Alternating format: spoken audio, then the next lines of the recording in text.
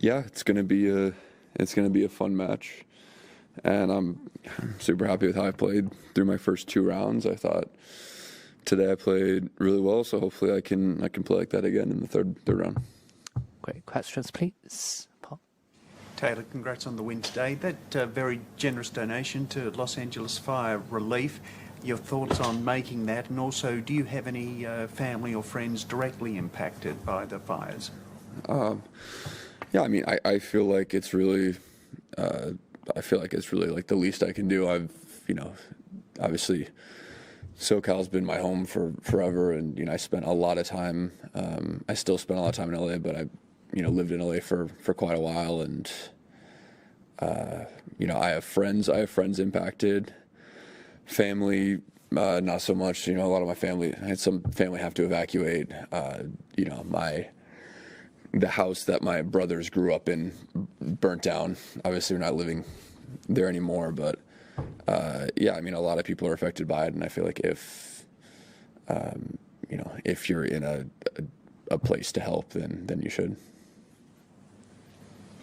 I just wanted to ask about your knee. There was some early match issue, but then the rest of the score looks okay. So I'm curious what happened and how you're feeling. Yeah, I just hyperextended my knee running for a ball, which could probably be a bigger problem for some other people, but my knees just hyperextend a lot and are very flexible, so I kind of just jammed it. It hurt for 30 seconds, like a minute. I had to kind of just take a second for the pain to go away, kind of just test it, make sure I was fine. But yeah, after I could kind of just take a second, I felt fine. There was maybe a little bit of pain when I took it the other way, maybe did like a full bend on it, but not really any situations on the court where I'm going into that position, so it's fine. We'll maybe know more about how it feels tomorrow. I would expect it to just be a little sore, but I really think I'm going to be totally fine. Charlie? Yeah. Congrats, Taylor. I just wondered, what's your kind of fueling rituals, routines before a match and then during? What are your sort of go-to meals? I'd say this week, there's nothing in specific or nothing particular, but I feel like on the day of my match, before the match, I don't typically like to eat a ton of food. I just don't like feeling heavy. I'll eat an omelet and toast in the morning, and then maybe a pasta before my match. But I feel like it's the day off, the day before, where I just try to eat as much as I possibly can. Just every bit of everything, carbs, protein, really.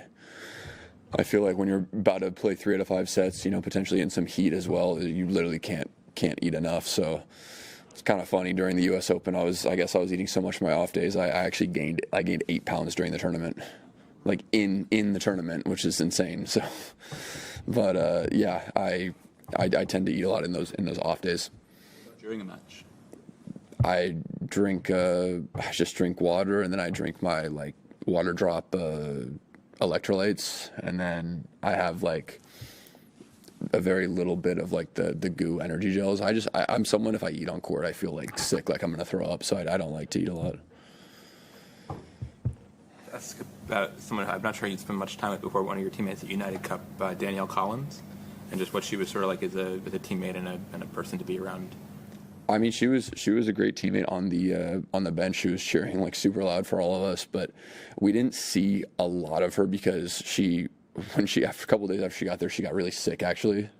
So I mean, we told her you probably we don't want to get sick, and we also don't want you to force yourself to be around us because it's a team event, because she just didn't feel good. But no, I mean, all of the when she did feel better at the end of the week, she was a great teammate on the bench, just cheering for everyone and having being very positive. Well, before that, I mean, obviously we all know of each other just being around, but yeah, I mean, I previously, just from knowing her, I'd never actually had any I never had any bad things to say about Danielle. I've always had pleasant, experiences. Taylor, I wanted to ask you about a couple teens we've seen have top 10 wins here this week, João Fonseca and Mensik. I'm wondering, first of all, just what your impressions are of those two guys. Mensik and Fonseca? Yeah. Yeah, I mean, I think both of them are really good players. I don't think, I don't think the upsets are too surprising to me. I think, I thought Rublev Fonseca, I thought that'd be a bit closer probably. But yeah, I watched a little bit of that match. I mean, really impressed. The kid's a very, very good player, and his game's pretty complete as well. And Mensik as well has definitely improved a lot over the last couple of years. I mean, I played him at the Open in 2023, and I literally think I played him on his 18th birthday. But he's improved a lot since then, and slightly different games, but yeah, I mean, it's going to be interesting to see. I'm impressed by both of them.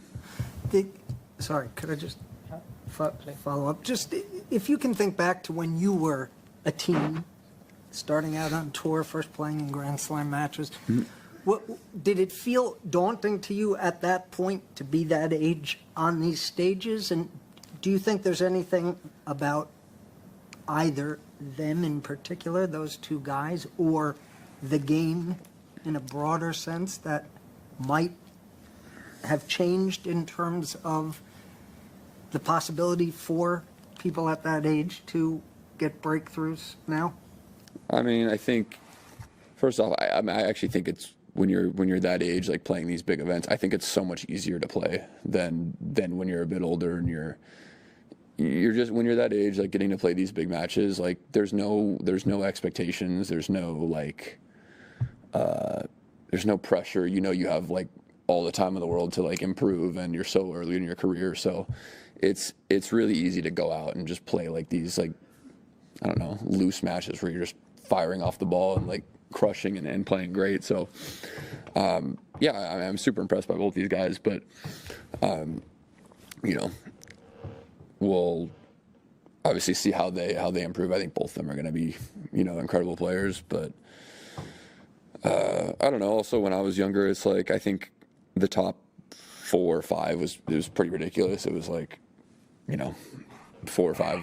Like, I mean, we got like Rafa, Fed, Novak, Andy, Stan, all those guys at one time. It was pretty tough to break through playing against like a top 8 seed. I think now maybe it's like a little more winnable for the younger guys because all the top seeds aren't like some of the best players of all time. But that being said, like, I mean, there's still a lot of really, like, the depth is really strong right now with our current generation. And yeah, I don't know. I mean, it's tough. It's tough to compare the different times, but I think these guys are probably better than me when I was their age. One, two more. Yeah. My question is kind of in addition to that. In the debate of youth versus experience, do you think one has an edge over the other when it comes to performing here or at a Grand Slam? I think there's like positive and negatives both ways. I think obviously when you're experienced, you're gonna handle a lot of times the bigger moments a bit better just because you've been there before.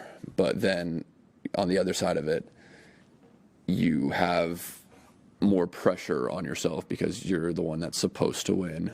I mean, there's just more pressure, and you're playing against a person who is actually going to have no pressure on them at all. They're going to be playing loose. You're going to get their best level. So it kind of goes both ways. Last one, Charlie.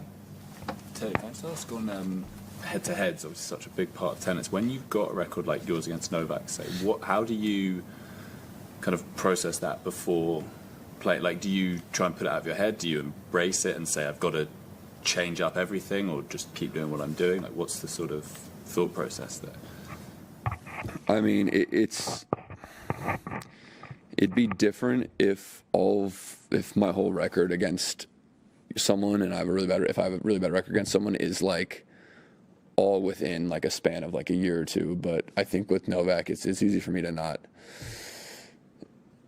be so concerned with like the whatever it is, 10 or 11, because so many of those matches I see myself as a completely different player to when I played a lot of those matches. You know, I think since I've really I think improved a lot and become a better player, I feel like we played 3 times since then, and those 3 have been